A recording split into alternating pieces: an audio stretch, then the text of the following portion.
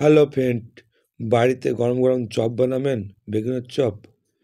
চিন্তা নেই বন্ধুরা, এইভাবে করে বাড়িতে গরম গরম চপ বানাবেন, খেতে খুব টেস্টফুল হবে ও খেতে ভালো লাগবে।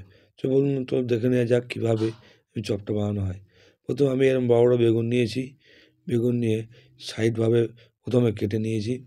তারপর ছোটো ছোটো করে পাতলা পাতলা করে আমি বেগুনগুলো কেটে নেব। তো বন্ধুরা, এইভাবে করে বেগুনগুলো কাটার পর আমি পাতলা পাতলা করে রেডি করছি। তো বন্ধুরা, এইভাবে যত পাতলা করবেন তত ভাজতে সুবিধা হবে, খেতেও ভালো লাগবে। তো বন্ধুরা, বেশি মোটা হলে কি হয়, ভাজতে টাইম লেগে যায়। তার জন্য একটু পাতলা পাতলা করে কাটলে তাড়াতাড়ি করে বেগুনটা ভাজা হয়ে যায়। তো বন্ধুরা, আমি বেগুনটা পাতলা পাতলা করে এইভাবে করে বেগুনটাকে আমি কেটে রেডি করে নিচ্ছি। ধরুন আমি ম্যাক্সিমাম 40 থেকে 50 পিস বেগুন কেটে রেডি করেছি। তো বন্ধুরা, লাস্ট পজিশনে আমি এইভাবে বেগুনটাকে কেটে নিচ্ছি। তো বন্ধুরা, প্রত্যেক বেগুনটাই পাতলা পাতলা করে আমি কেটে নিয়েছি। এইভাবে করে কাটার পর বেগুনটাকে রেডি করে নেব আমি। তো বন্ধুরা, আমি বেগুনটাকে পুরোপুরি আমার কাটা কমপ্লিট হয়ে গেছে। এবারে আমি বেসনটাকে নিয়ে রেডি করে নেব। তো বন্ধুরা, এতগুলো বেগুনগুলো আমি কেটে রেডি করেছি বেগুন চপ বানানোর জন্য। তো বন্ধুরা, যদি ভালো লাগে তাহলে লাইক, শেয়ার, কমেন্ট করবেন। এবার আমি 500 গ্রাম বেসনের মধ্যে কামধেনু দেবো অল্প করে, কামধেনু হলুদ রঙ, খাওয়ার রঙ। এবার দেবো লবণ দিয়ে, এবার দেবো আমি মির্চি পাউডার, যাতে ঝাল লাগে সেই পরিমাণ মতন দেবো আমি।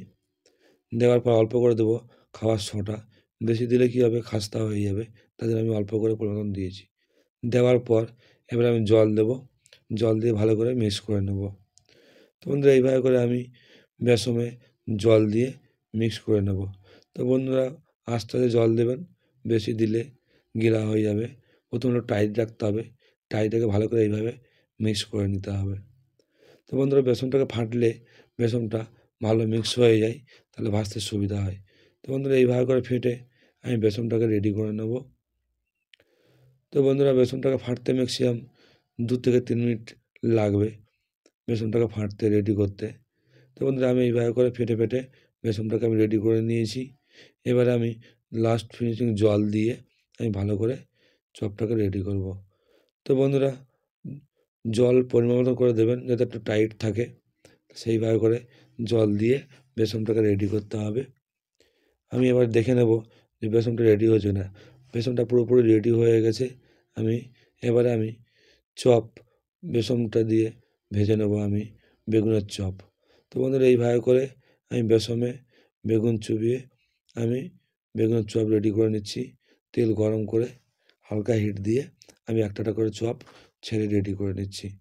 তো বন্ধুরা, যদি ভিডিওটা ভালো লেগে থাকে লাইক, কমেন্ট, শেয়ার করবেন, আমাকে মেসেজ করে বলবেন কেমন লেগেছে।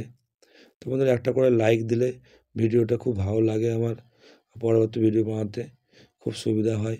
একটা করে লাইক, একটা করে কমেন্ট, এটাই আমি চাইছি যে আপনার ভালো লাগলে একটা করে লাইক, একটা করে কমেন্ট করবেন। তাহলে আমার আরও নতুন নতুন ভিডিও বানাতে খুব ভালো লাগবে। তো বন্ধুরা, বেগুনটাকে আমি হালকা হিট দিয়ে আস্তে আস্তে করে আমি চপ ভেজে নিয়েছি লাল লাল করে, এইভাবে করে।